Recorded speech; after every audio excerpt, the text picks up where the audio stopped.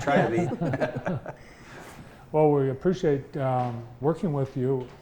The folks at JTV Studios here worked with you on your website. Yes, Appreciate that very much. thank you. It's been a pleasure to work with David.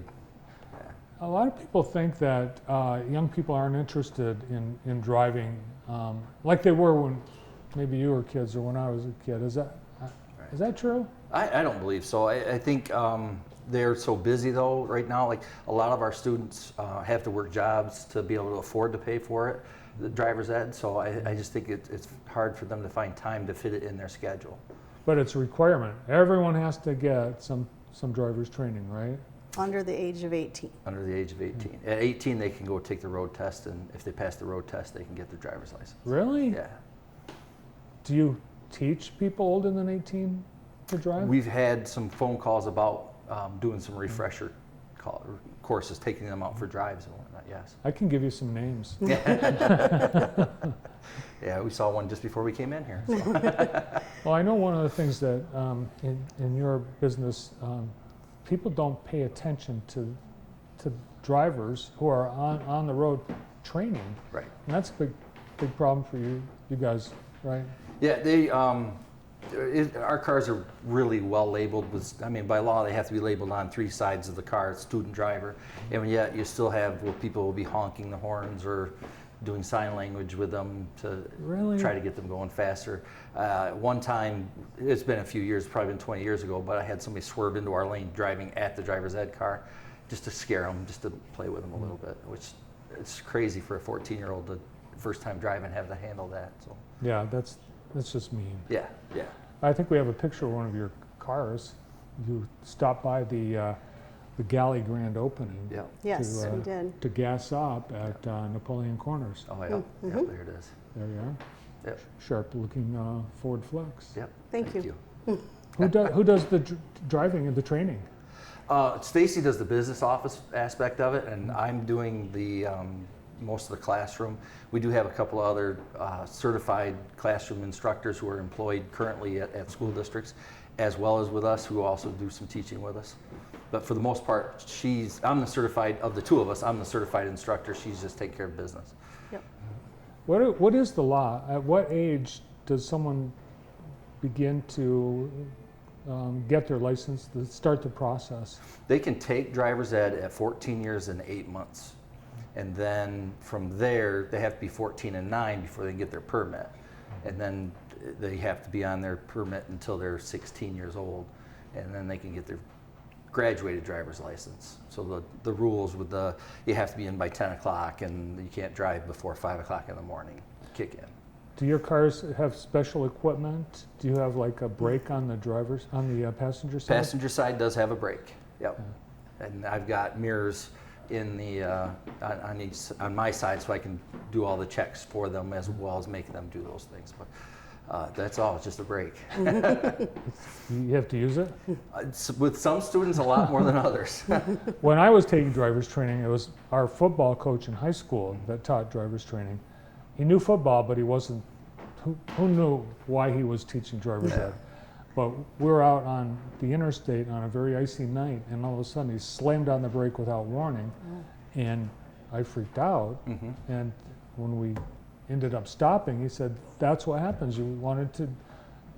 These things come up without any notice. I wanted to test your reaction, and we did." What's the length of time that you're with a student, both in the classroom and in the car? Well, they have to have 12 two-hour classroom sessions, and it can range as little as 3 weeks or up to 6 weeks. Just depends on how the class schedule works out. Then they have to drive 6 different times with an instructor.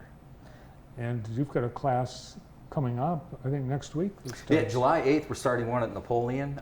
Even though it's at Napoleon High School, it's open to anybody who wants to come and take it. For me, I think it's a great time for those fall athletes. They can get it out of the way. And it's Monday, Tuesdays, and Wednesdays. And then they can schedule their drives whenever they want to drive. And the nice part for us anyways is we get to go for their drives. We'll pick them up at their house. Oh, nice. So moms and dads can go to work, and then their student can go out for a drive with me, and then I can drop them off back out at their house or wherever their parents want them dropped off at.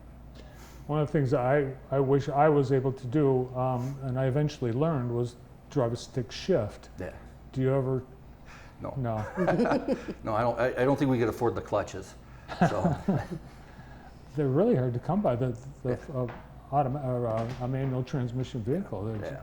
You have to, I think, special order them. Yep. What do people, as far as the students, what kinds of things do you look for, and what kinds of things are you teaching when you have a new driver out on the road? Well, for us, we like to do a lot of parking lot time. I set up the actual parking portion of the skills test for the students, and we'll go through that, practice parallel parking quite a bit with cones and sticks in the parking lots. And then we head out into subdivisions and work on rights and lefts and turning on their turn signals, and then working on changing lanes, and eventually get into the highway in downtown. You probably see me cruise by about once every day. Or We do. yeah. Yeah. Because we've got places to park Yep, downtown. Angle Park down here. Plus there's parallel around the corner there. Is that the toughest thing that a new student has to learn, a new driver has to learn, the parallel parking? I think most people think it's harder than what it is. Once I get them through my cones a couple of different times, students tend to do better with it. I'm a little nervous parking around other people's cars with our car, but for the most part, I think that's where their nerves are the biggest. I'm afraid there's too much automation in a vehicle that Yeah. people aren't taking the time to learn what they, Right. right? Right, and somebody just recommended a law to get rid of that portion of the parking test. No Yeah, kidding. Yeah. Wow.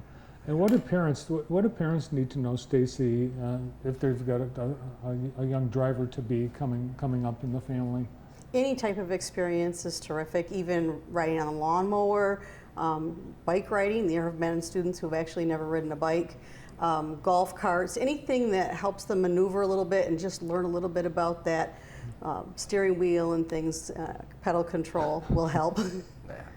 Does anything surprise you when?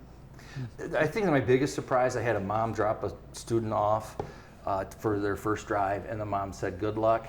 He's never driven a lawnmower, never ridden a bike or anything, and she just left. And that just shocked me that they wouldn't at least get into the parking lot and do a little practice, and just threw it all Yeah. in my lap, which was kind of scary. I think every dad's taken their kid out to the Yeah. high school parking lot Right. to test them. Yeah. Yeah. Oh, with distractions, the cell phones and things like that, do you talk about, is that part of the curriculum? And It's a big part of the curriculum, and even when we're riding around, I'll have the students in the back seat count on the different people who are sitting at a light looking at their phone, or or just driving down the road on their phone. Or lately, it's a lot of hoodies that are up, which to me I don't understand. It seems that would be a distraction on your visual side by side. But, It drives me nuts when I see people doing that. yeah. Yeah. And then do you test, or does the Secretary of State test? We are not a third-party tester. There are 3 in Jackson County, and the state, according to the state of Michigan, the 3 for Jackson County is plenty. They don't want to saturate the market. So there are 3 different companies that do it, but we do not test. You get them ready to pass the test. Correct. Do you have a good record of students passing? I would hope so. Usually we share on our Facebook page when somebody sends us a picture of it. We've had students who call and say, "Hey, I'm taking my driving test Saturday at 10.